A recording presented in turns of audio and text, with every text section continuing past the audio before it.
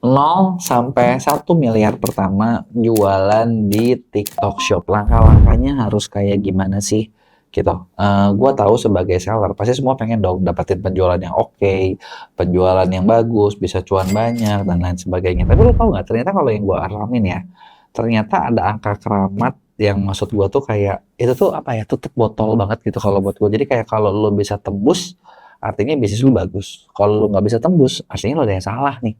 Karena harusnya potensinya bisa segitu, dan angka keramat adalah 1 miliar. Makanya gue mau bahas gimana cara lu tembus di 1 miliar ini. Kalau lu yang udah nyampe, mungkin lu nggak perlu nonton karena lu butuh naik ke 10 miliar. Tapi kalau lu yang belum nyampe-nyampe nih, lu punya banyak masalah dan lu harus tahu tentang ini. Ya. Tapi sebelum gue mulai, buat kalian yang baru nonton, jangan lupa buat klik tombol subscribe-nya dan aktifin lonceng notifikasinya. Ya. Nah, karena gue selalu bilang 1 miliar ini angka keramat. Kalau misalnya lu lihat video-video gue yang lain, gue sempat ada ngebahas tentang kayak gini lah. Sebenarnya kalau lu mau ngomong satu bisnis itu bagus atau enggak, kita bisa bagi jadi beberapa macam. Gitu kan. Bisnis itu bisa dibagi dari gini. Produk bagus, marketing bagus. Ini udah paling ideal nih. Kalau lu produk bagus, marketing bagus, ini lu bisa tembus puluhan miliar. Gitu. Kenapa gue bilang kayak gitu? Mau dibilang Indonesia pasarnya lagi lesu atau apa, kita itu punya demografi besar guys. Kita punya penduduk 280 ya, hampir 300 juta, benar nggak? Kita penduduk negara dengan tingkat penduduk nomor 4 dunia. Ya, nah artinya dengan penduduk banyak, artinya lu tuh nggak perlu apa ya, nggak perlu pusing-pusing banget gimana. Nah ini beda masif kalau lu misalnya bikin bisnis di Singapura, yang penduduknya sedikit. Ya kalau Singapura dia harus menjajahnya ke luar negeri, gitu. Karena penduduknya dikit ya gimana lagi gitu kan. US penduduknya juga di atas kita, tapi daya beli tinggi, jadi masih oke lah gitu ya. Nah kalau yang lain-lain yang Malaysia itu mungkin lebih susah gitu loh buat besarin. Makanya 1 miliar itu menurut gua angka selamat. Produk bagus, marketing bagus. Yang kedua lagi adalah yang gue sering lihat adalah produk yang bagus, marketing jelek. Nah yang ini nih biasanya banyak stuck. Banyak stuck. Produk jelek, marketing bagus. Ini bisa dibilang, tapi kan produknya jelek. Tapi ini masih bisa tembus angka keramat 1 miliar nih. Karena jualannya bagus, produk jelek, marketing jelek, lupain aja udah. Itu agak sulit karena banyak yang harus dibenahin. Nah, gue nggak tahu kondisi kalian yang mana. Tapi kalau yang gue perhatiin adalah 1 miliar itu angka selamat menentukan adalah produk lu bagus atau enggak dan marketing lu bagus atau enggak. Kalau marketing lu jelek, lu susah buat dapetin 1 miliar pertama. Kalau marketing lu bagus, bisa jadi tinggal masalahnya bisa nggak naik lagi. Kalau misalnya produk yang nggak diperbaiki nanti biasanya turun lagi. Kenapa turun lagi? Gara-gara ya marketing bagus, orang bilang itu gimmick doang, gimmicknya jagoan tapi barangnya jelek. Nah ujungnya kalau orang nggak mau beli lagi. Ya makanya perlu upgrade terus. Ya. Nah apa aja yang harus dilakuin buat tembus? Pertama adalah lu harus tahu. Seperti gue bilang, produk, marketing. Produk lu seyakin apa produk lu tuh udah bagus dan dibutuhin market. Ya kalau produk lu misalnya biasa-biasa aja, kayaknya lu mungkin perlu harus upgrade ya. Gitu. Tapi kalau ditanya, misalnya tanya ke gue, penting mana nih kalau produk dulu atau marketing dulu? Jujur, kalau buat gue ya, mungkin lebih penting marketing dulu. Kenapa gue bakal bilang marketing dulu? Karena gini, produk lu mungkin biasa aja. Tapi kalau marketing lu bagus, lu bisa jual, lu dapat feedback. Ketika lu dapat feedback, lu bisa improve apa enggak? Kalau misalnya gini, lu berusaha, banyak orang suka menceritain kayak, aduh gue pokoknya pengen bikin produk sebagus mungkin, lu produknya diutak-utik segala macam. Produk bagus, sebagus apapun tuh nggak ada yang bisa menjual diri sendiri guys. Serius gitu. Nah kalau nggak bisa menjual diri sendiri gimana? Ya susah dong, bener nggak? Makanya kalau bisa sih marketing dulu, karena kalau marketing lu bisa laku, tapi lu harus gerak cepat. Dari pengalaman gue ya, maksudnya pengalaman gue jualan, pengalaman gue bisnis, gue selalu berusaha kayak gue bisa jual dulu deh, gitu. Produk gue memang gue cari yang bagus gitu, gue coba bikin yang bagus. Dan ketika produk gue ini, gue bakal coba perbaiki. Dan nggak tahu kenapa ya, maksudnya kalau yang gue alamin ya, sebagus apapun yang gue bikin, orang tuh memang nggak pernah puas. Orang tuh pasti ada kurangnya, tapi ya buat gue itu nggak masalah, karena berarti gue punya room buat improve. Kalau gue punya room buat improve, gue bakal bikin yang lebih bagus, lebih bagus, lebih bagus lagi, dan tanpa sadar, setelah beberapa lama, gue baru sadar, produk gue sama kompetitor jauh banget ya, punya dia jelek banget ya, punya gue bagus banget ya, gitu. Tapi itu pun masih ada minta dan improve, ya udah kita bakal improve terus, gitu ya, konsepnya seperti itu. Nah, terus, jadi, seperti tadi ya, marketing dulu. Nah, terus kalau buat marketing gimana? Ya, pertama gini, yang lo harus tahu adalah, kira-kira nih dari market kalian apa sih yang mereka mau beli gitu loh. Kalau misalnya lu mau jualan baju, mereka tuh mau beli baju tuh alasannya kenapa? Apa alasan dibalik pembelian? Nah, itulah yang harus kalian benar-benar tahu. Apa alasan dibalik pembelian? Oke, kalau udah tahu alasan dibalik pembelian, apa harapan mereka yang belum terpenuhi dari kompetitor? Nah, itu yang kedua yang harus cari tahu. Gimana caranya? Caranya sebenarnya sesimpel kalau menurut gue ya. Lu buka e-commerce, lu lihat kompetitor lu lihat reviewnya mereka, yang lu lihat jangan bintang 5, lu lihat bintang 1, bintang 2, bintang 3. Di situ ada harapan-harapan yang tidak terpenuhi. Bisa nggak lu kembangin itu di produk lu, dan lu jadiin itu titik jual produk lu? Karena artinya ada orang-orang yang nggak puas. Semakin yang nggak puas tersebut satu poin yang jelas dan lu bisa bikin, disitulah ini poin kalian. Nah, di situ bisa jadi salah satu cara buat dapetin USP produk yang mau lu jual. Kebayang nggak? Apakah pasti bagus? Belum tentu juga. Tapi kalau lu nggak coba, lu nggak tahu kan, bener nggak? Nah, yang kedua adalah, oke, lu udah tahu positioningnya seperti apa, di sini harus bisa bikin posisinya kayak gimana nih. Lu bikin penawaran yang menarik yang orang tuh susah tolak. Gimana cara bikin penawaran? Cara bikin penawaran dengan cara kita tahu kayak orang maunya apa, orang butuhnya apa, tawarin di situ. Dan kalau misalnya sebagai seller, gue tahu nih banyak seller tuh sering banget yang kayak stuck. Jadi gini, kita nemuin satu fakta unik di Sales Call. Dari banyak klien-klien yang kita ngalamin, mayoritas dari mereka itu tuh kayak nggak bisa bikin penawaran yang oke. Jadi misalnya gini, dia jual baju, oke, ada baju gua mah kayak gini. Gua nggak ngerti gimana cara ngejualnya biar baju gua lebih menarik. Bikin deskripsinya nggak ngerti, bikin selling point-nya nggak ngerti, bikin ini itunya nggak ngerti. Ini kita banyak banget yang nemuin seperti ini. Nah, dari masalah ini, contoh nih, gue nemu masalah nih ya, gue nemu masalah nih. Nah, di sini di Skill School kita mau bikin kelas intensif. Buat kalian yang mau belajar gimana cara bikinnya, kita bakal bikinin kelas private sama tim mentor kita. Nah, buat lo yang mau, lo boleh klik di deskripsi gue atau lo bisa tulis di komennya. Misalnya buat lo yang mau buat kayak gitu ya. Kita mau bikin seperti itu, gue lagi cari. Ada yang mau nggak nih? Kelasnya bisa online, bisa offline. Kalau misalnya offline, lo bisa datang ke Bandung. Kita juga lagi mau bikin tempat di Jakarta, jadi mungkin bisa di Bandung dan Jakarta. Gitu ya. Nah, itu adalah problem nih, maksudnya gitu kan. Nah, maka poin gue jadi pertama adalah lu cari posisi, yang kedua itu lu harus tahu cara menjualnya, nah yang ketiga itu untuk misalnya buat tembus di 1 miliar itu oke, lu udah punya barang gitu ya. Gue rasa kan nggak mungkin lu nggak punya barang ya. Lu udah tahu cara jualnya, lu udah bisa kemas belum? Kemaslah itu semua ke dalam SKU kalian gitu. Jadi kan tadi kan masih kayak ngawang-ngawang nih kan, barangnya apa, cocok nggak? Oke, tahu nggak titik jualnya? Oke, posisinya mau dibikin seperti apa? Oke, kemas ke dalam SKU. Dan dalam SKU ini, lo benar-benar harus menonjolkan kelebihan-kelebihan produk lo sebagus mungkin. Nah, tingkat lo gagal atau berhasil dalam bikin SKU itu ada di bagian yang namanya CVM atau tingkat konversi. Kalau di Shopee lo bisa buka data bisnis, nanti bagian data bisnis itu ada bagian performa produk, nanti ada namanya tingkat konversi. Tingkat konversi lu rendah, artinya SKU lu gagal. Rendahnya berapa? Standar minimal mungkin kurang lebih di 2-3%. Kalau lu di bawah 2-3% gagal, lu rombak lagi. Rombaknya sampai kapan kok? Sampai nyampe 2-3. Nah, bingung kan lu gimana caranya? Enggak ya, lu benerin gitu loh maksud gue. Berarti kan, karena gini, poin 1 produk, poin kedua itu adalah titik jual, poin ketiga adalah tampilin dong. Kalau ini lu misalnya bawah 3%, titik jual lu nggak tepat. Gitu bener nggak? Kalau lu ngasih harga, terus harga ngaruh nggak? Sebenarnya harga ngaruh ya. Tapi kalau misalnya lu bisa bikin SKU-nya tuh kayak worth it banget, harganya mahal juga dibeli. Nah, berarti kan kalau lu mau harga mahal, worth it banget nggak nih SKU-nya nih? Nah, itu dia PR-nya. Bener nggak? Itu dia nih PR yang lu harus bisa selesaikan. Gitu. Pusing? Mau ikut kelas intensif boleh, mau ikut program pendampingan boleh, biar kalau lu nggak pusing ya. Nah, ini sampai sini ya. Nah, terus kalau ini udah 2-3%, langkah keempat. Inilah langkahnya lu ngebanjirin traffic. Lu kasih traffic yang banyak, lu kasih pengunjung yang banyak. Nah, trafficnya mau dari mana? Nah, trafficnya sebenarnya bisa disesuaikan dari karakter yang cocok sama barang yang lu jual. Ada barang-barang tertentu yang mungkin dicarinya tinggi. Jadi kalau yang dicarinya tinggi, barangnya itu barang-barang yang dicari. Nah, itu mungkin lu maksudnya apa ya? Kalau barang-barang yang dicari ya itu lu harus harus muncul di pencarian. Apakah mungkin pakai iklan? Ataukah mungkin misalnya lu memang SEO-nya lu belajar buat naikin? Emang ada caranya kok? Ada. Di kelas intensif itu dibahas terus gitu. Nah, terus yang kedua, ada juga barang-barang yang mungkin perlu dipersuasi. Dipersuasi itu untuk diyakinkan gitu. Nah, kalau dipersuasi di sini lu mainnya main konten. Kontennya iklanin ke orang-orang yang tepat, ke orang-orang yang memang lagi membutuhkan. Gitu ya. Yang ketiga, ada juga mungkin yang butuh ditembak, diyakinin pakai live streaming. Live streaming biasanya tempat orang buat udah mau check out, udah mau yakin banget tuh paling bawahnya live streaming.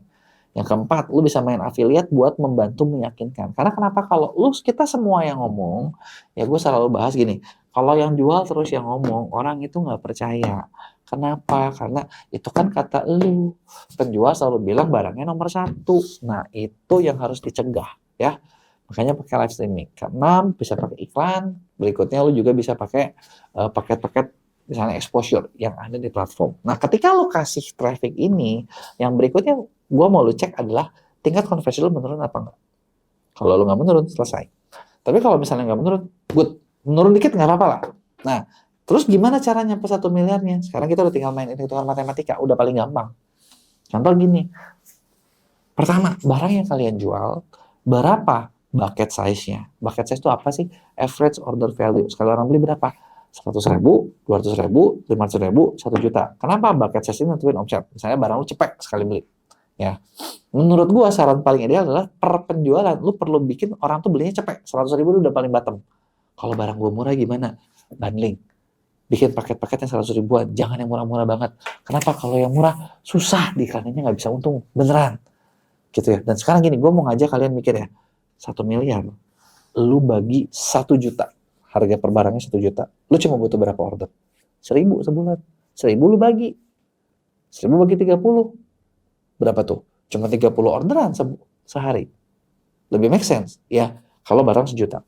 Kalau barang lu 100.000, 1 miliar, bagi 100.000, lu butuh 10.000. Yang artinya per hari tadi 30 jadi 300. Nah, kalau barang lu 10 ribuan, 1 miliar, bagi 10.000, ya, jadi 100.000 order dong.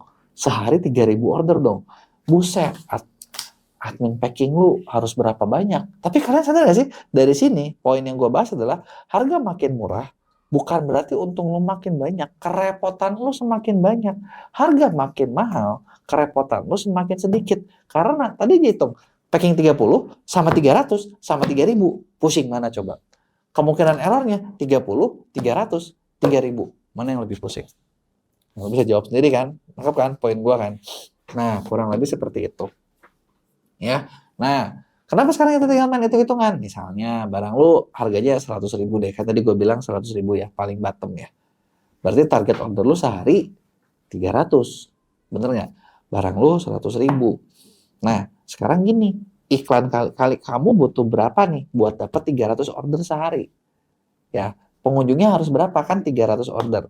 Kali tadi berapa target gue? 2%. Kalau lu punya 1.000 orang yang lihat, lu bakal punya 20 order. Berarti kamu butuh 10.000 orang. Dapat 200 order. Buat dapat pas 300 butuh 15.000 orang. Nah, 15.000 orang berarti 15.000 klik. Sekarang berapa budget per kliknya? Itu yang udah bisa dihitung. Untungnya berapa? Udah mulai bisa main kan? Bener nggak? Nah, barangnya makin tinggi, makin gampang buat hitungan kita. Makin gampang buat jalanin. Lo makin gampang kehitung cuannya. Jadi kebayangkan, jadi gimana sih cara step by stepnya? Gitu kan. Jadi stepnya apa dulu yang harus disiapin, apa yang harus dicek, apa yang harus dijalanin. Ya, semoga dalam konten ini kalian kebayang gimana caranya buat ngasilin 1 miliar pertama lu. Ingat, 1 miliar itu angka keramat. Jadi kalau misalnya lu nggak nyampe-nyampe, itu berarti lu benar-benar punya masalah di marketing. Lu harus benar-benar benahin banget. Dan kalau lu nggak nyampe-nyampe, ya lu harus tahu nih gimana caranya biar nyampe gitu loh. Apakah lu memang nggak mampu? Kalau tim lu nggak mampu, sebenarnya daripada pusing, lu mending kerja sama tim yang udah biasa ngerjain. Misalnya lu bisa kerja sama kita di agency, kan kita udah banyak banget nyetak banyak bisnis jadi 1 miliaran.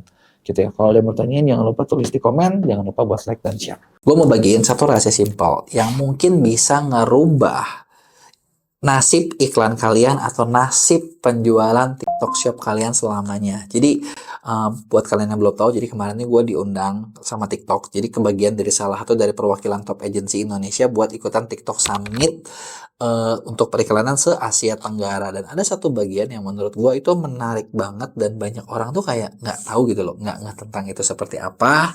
Dan gue mau spill di video ini. Tapi sebelum kita mulai, buat kalian yang baru nonton, jangan lupa buat klik tombol subscribe-nya dan aktifin lonceng notifikasinya.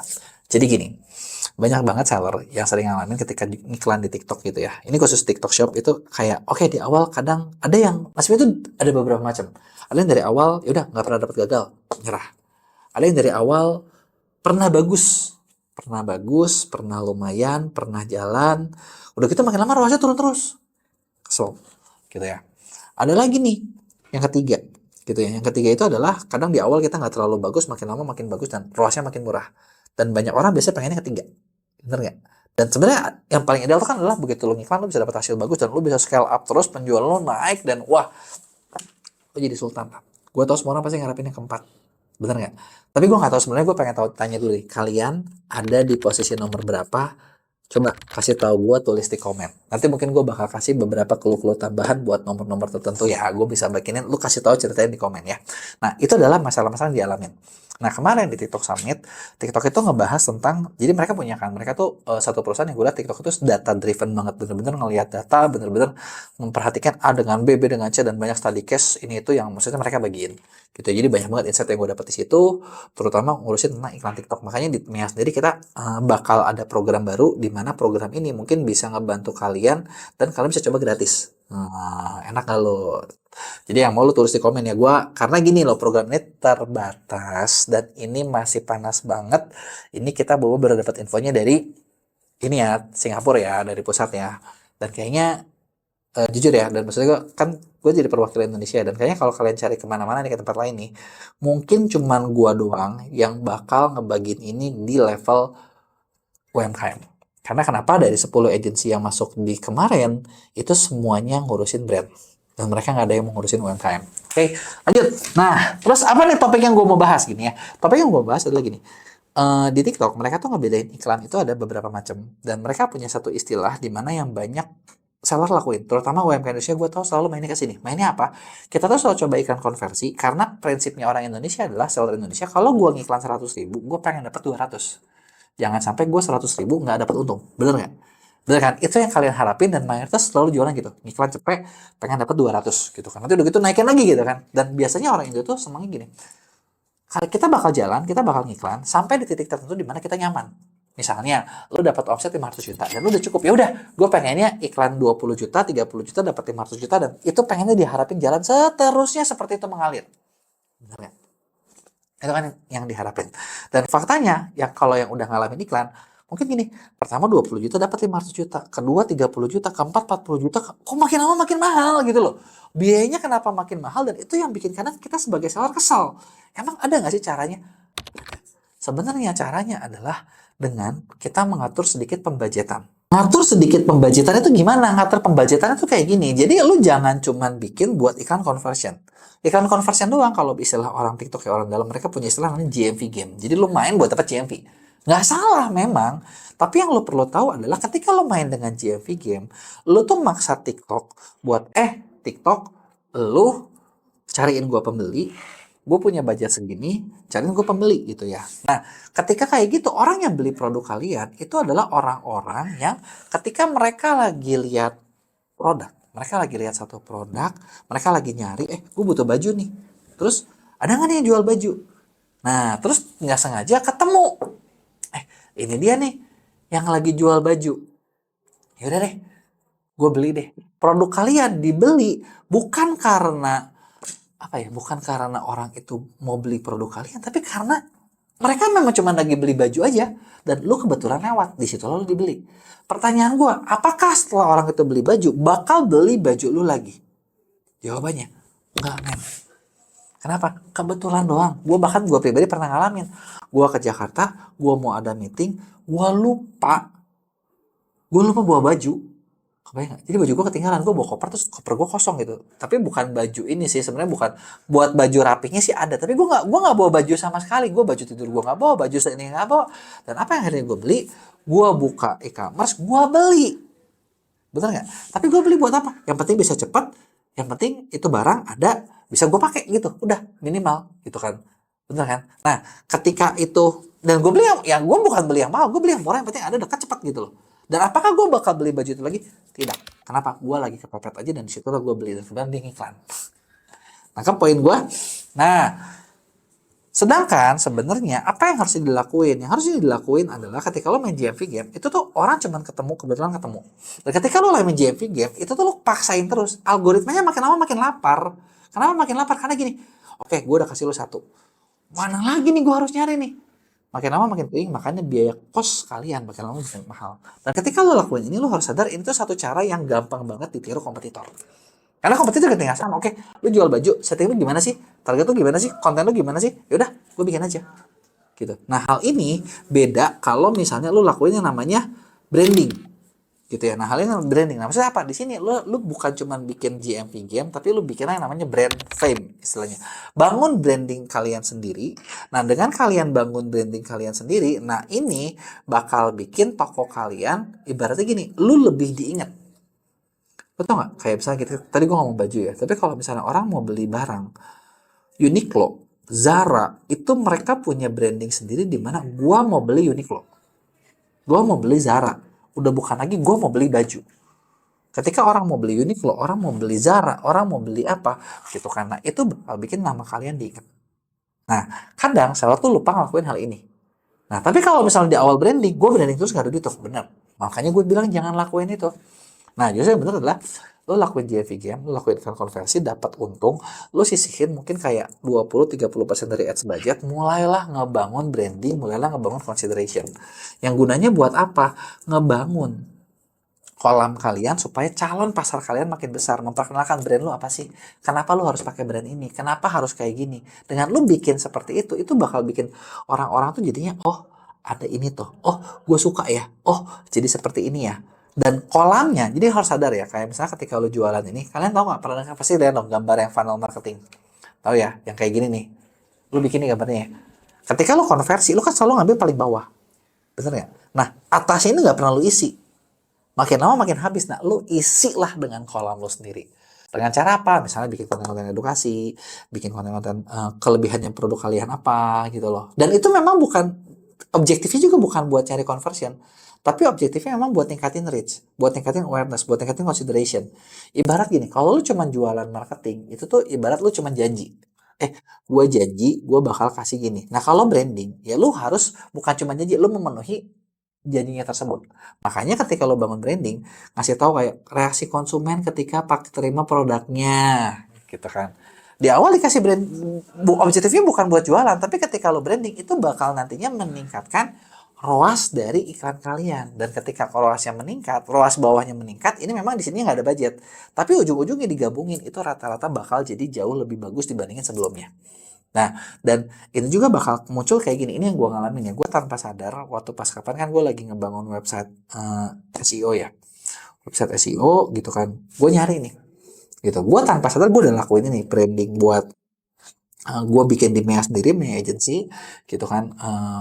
Dan ibaratnya gini, gue nyari kan produk yang gue jual kan jasa digital marketing, jasa TikTok Shop, jasa iklan Shopee. Dan ternyata gue begitu pas lagi cek di Google, pencarian terhadap Mea digital marketing ternyata bisa lebih tinggi dari jasa iklan Shopee, dari jasa iklan TikTok. Padahal kita jualan itu gitu, tanpa sadar itu terjadi gitu. Kenapa? Karena ya branding yang dibangun.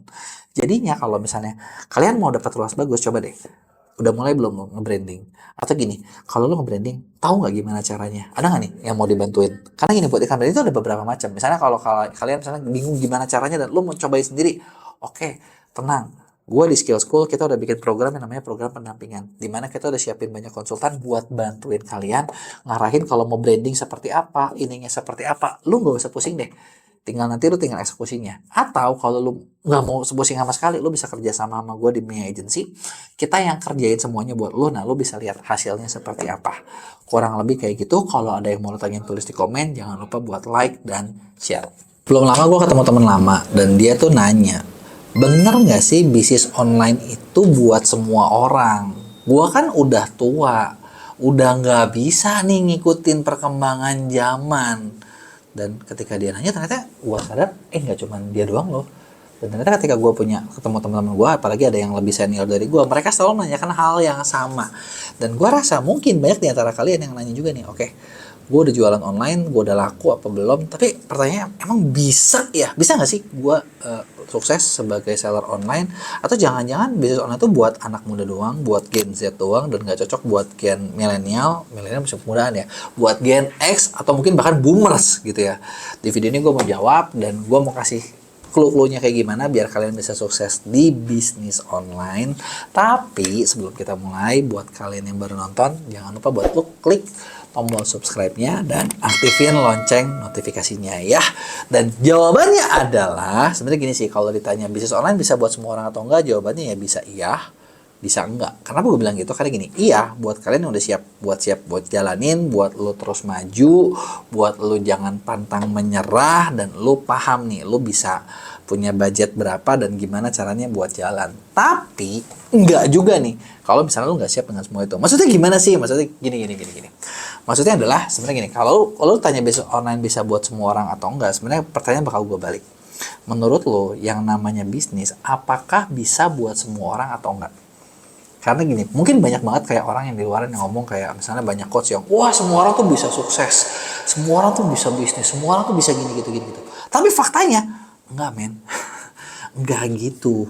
Kenapa? Karena faktanya gue bakal ada bahas beberapa hal. Karena gini, kita sedari kecil, apalagi di Indonesia, itu nggak pernah dilatih, nggak pernah dipersiapkan buat punya bisnis.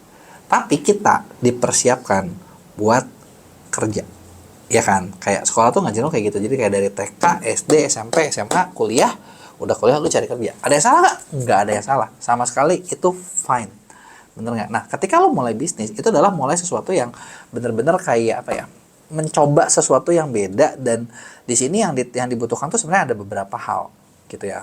Pertama nih, yang gue bakal bahas yang lo butuhin tuh apa kalau lo buat berhasil. Makanya gue tanya bisa semua orang atau enggak, lo nilai sendiri. Yang pertama adalah kemampuan kalian itu buat bounce back atau buat bangkit. Kenapa gue bilang kemampuan kalian buat bounce back atau buat bangkit? Karena jawabannya adalah nggak mungkin lu langsung berhasil di percobaan pertama. Yang artinya ketika kalian mencoba, 99% pasti gagal. Tapi kok ada 1% yang bisa berhasil? Ya memang ada juga yang namanya beginner's luck. Tapi itu cuma 1%, biasanya nggak banyak tuh. Gitu ya. Dan beginner's luck itu nggak bisa diulangi kembali, karena ya memang lu lagi hoki aja. Yang namanya hoki kan nggak mungkin datang terus-terusan dong, bener nggak? Iya dong, sama kayak judi, kadang menang, kadang kalah. Tapi jangan berjudi, karena berjudi 90% pasti kalah ujung-ujungnya ya. Dan karena gue bilang itu, makanya kemampuan paling pertama buat lu berhasil dalam bisnis, mau bisnis online juga sama, adalah lu pasti harus nyoba, lu pasti harus jatuh, lu bisa bangun nggak? Gitu kan. Makanya salah satu kesiapan pertama adalah kalau lu mau siap buat mulai bisnis online, gue nggak bilang bisnis online itu tanpa modal ya. Gue bakal bilang ini kan bisnis ya, jualan online itu bisnis ya. Beda kalau lu jadi kreator, itu beda ya. Kalau bisnis itu lu punya nggak modal buat mulai lagi? Bener nggak? Kalau orang-orang yang punya privilege, mau jatuh 10 kali dia bisa bangkit 20 kali. Dananya tebel. Tapi kalau yang nggak punya privilege, lu jatuh 1 kali terjerembab. Jangan jadinya ya. Tapi maksud gue gini lah, kalau kalian gitu, oke. Yang kedua, apalagi nih? Yang kedua adalah lu sebenarnya harus bisa kemampuan skillnya, lu harus bisa ngitung yang namanya kemungkinan. Kemungkinannya gimana? Probability-nya tinggi apa rendah? Kalaupun probability yang tinggi, kadang biasanya gini, ketika orang mau mulai bisnis, kita tuh selalu melihat dengan sudut pandang positif. Justru kadang ketika lu mau mulai, lu lihat jangan dari sudut pandang positif, negatifnya seperti apa. Gitu ya. Nah, terus yang kedua, yang ketika lu misalnya ketika mulai bisnis nih, kenapa gue bilang bisnis online itu bisa jadi cocok atau enggak? Karena gini, apapun yang lu pelajari, semua hal teoritis yang lu pelajari, pada waktu prakteknya hal-hal itu mungkin nggak sesuai teori, bahkan itu melenceng. Nah, lu bisa nggak membiasakan kemampuan apa yang lu bisa supaya lu ketika lagi melenceng itu nggak jauh-jauh amat, gitu ya. Kecuali lu jalannya nggak sendirian. Nah, ada yang ngedampingin, ada yang mentoring. Ibarat gini deh, misalnya kita di MEA kita punya program di Skill School, itu kita punya program buat program pendampingan. Itu salah satu program yang ngebantu kalian, yang kalau kalian buta banget, karena ada mentor yang ngedampingin. Jadi ketika kita udah bikin ini mapnya, lu tuh buat nyampe omset 100 juta harus kayak gini. Ketika kita ngasih arahan, mungkin aja lu jatuh. Kita aja ngomong, gue bakal fair ngomong, mungkin aja lu jatuh salah nih, meleset. Tapi karena ada yang ininya, kita bisa kasih tau, lu kalau kayak gini, langkah berikutnya adalah lu ngelakuin B, C, D, E, F, G. Gitu ya. Kalau lu sendiri, biasanya orang begitu udah belajarnya A, praktiknya beda. Kan kayak lu bayangin, lu udah belajar nih buat ujian, udah belajar nih dari pagi sampai malam, pelajaran yang lu pelajari matematika. Soalnya bahasa Inggris semua. Itu kan udah kayak, apa? Kok beda gitu kan, kok nggak siap gitu kan. Nah, itu dia nih. gitu ya. Siap nggak lo buat kayak gitu karena kalau lo siap lo bisa, kalau lo nggak siap ya mungkin bisa juga sih, tapi lo harus cari mentor lah ya, cari pendamping lah ya, lo bisa bareng sama kita deh biar minimal lo nggak shock amat gitu ya. Terus udah kita yang berikutnya adalah lo perlu juga siap buat mental dan finansial. Kenapa mental dan finansial itu penting? Karena kadang ketika kita udah mencoba membuat sesuatu, kita yakin itu sesuatu itu benar, terus ternyata itu terjadi. Kadang tekanannya di mental lo. Bener gak sih? Memang sih kayak kita nggak kerasa rugi kayak dipukul, nggak. Tapi sesimpel gini, lu udah yakin produk yang lu bikin ini laku, lu udah keluarin uang lu di situ, udah lu stok, ternyata nggak laku. Itu kan kayak, damn, tiap gue lihat barang sakit banget gitu. Terus udah gitu, ternyata duitnya adalah duit makan gitu kan, yang lo jadi mau makan jadi susah gitu kan. Aduh, itu kayaknya agak nggak enak gitu, bener nggak ya? Nah, kemudian yang perlu lo siapin adalah ya lo juga mungkin perlu referensi banyak hal gitu dalam menghadapi masalah. Jadi kayak kalau gue ngadepin apa, solusinya gimana, kalau gue lagi kemana, solusinya gimana. Sebenarnya memang sih kayak zaman sekarang tuh jauh lebih enak dibandingin zaman dulu lah. Zaman dulu kan lo kalau apa sendiri nyari temen yang harus ditanyanya susah, kadang temen juga yang itu belum tentu mau sharing bawa apa gitu kan. Kalau kayak sekarang itu kan mungkin lo bisa lihat YouTube, lo bisa belajar ini, bisa lihat itu, masalah lo seperti apa. Meskipun ya kadang kalau dari konten lo belum tentu mendapatkan sesuai yang lo dapetin. Makanya seperti yang gue bilang kan, kayak program-program kayak pendampingan yang seperti itu tuh ngebantu banget buat seller. Ibarat apa, lu punya konsultan yang lu minimal ada jarang bareng. Ada teman curhat lah, lu ada teman curhat, ada orang yang dengerin lu, dan ada orang yang bantu mikirin masalah lu. Dan ketika itu kan masalah lu biasanya kerasa lebih enteng dan lu bisa mendapatkan solusinya. Gitu ya. Dan bisnis online itu buat lu kalau lu kuat dan atau lu punya insting buat ngelihat peluang yang bagus. Ketika lu punya insting itu bagus, ya udah, bisnis online cocok buat lu karena itu bakal bikin bisnis lu ya cepet naik gitu kan. Lu punya instingnya, feelingnya so good gitu ya, feeling so good ya udah hajar aja gitu kan. Itu kan bisa bikin oke gitu ya. Nah, jadi pertanyaannya sebenarnya bukan gua nanya nih apakah bisnis online buat semua orang. Gua mau nanya sama kalian, bisnis online kalau menurut seperti itu buat berhasilnya buat lu apa bukan? Kasih tahu sama gua di komen, lu ngerasa cocok apa enggak, apa poin mana yang menurut lu aduh gila ini paling berat. Kasih tahu, gue bakal mungkin bantu kasih jawabannya. Kalau ada pertanyaan di Q&A, jangan lupa buat like dan share.